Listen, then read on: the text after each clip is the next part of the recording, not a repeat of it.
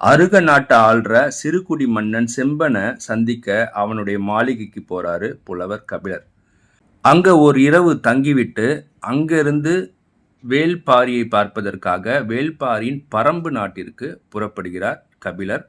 அவரை ஆதன் என்ற மிக திறமையான தேரோட்டி அருக நாட்டிலிருந்து பச்சை மலைத்தொடரின் வேட்டுவன் பாறைக்கு அழைத்து செல்கிறான். அங்கிருந்துதான் பாரியை காண பாரியின் பரம்பு நாட்டிற்கு செல்ல வேண்டும் என்று அங்கே கபிலரை இறக்கிவிட்டு விடை பெறுகிறான்.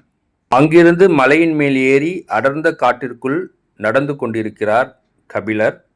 அவரை கடந்து செல்லும் ஓர் வீரன் தன்னை நீலன் என்று அறிமுகப்படுத்திக் கொள்கிறான். இருவரும் பேசிக்கொண்டே நடக்கிறார்கள். அந்த நீலன் தன் காதலியை பார்க்க தினமும் 2 குன்றுகள் தாண்டி போய் வருவேன் என்று கபிலரிடம் சொல்கிறான்.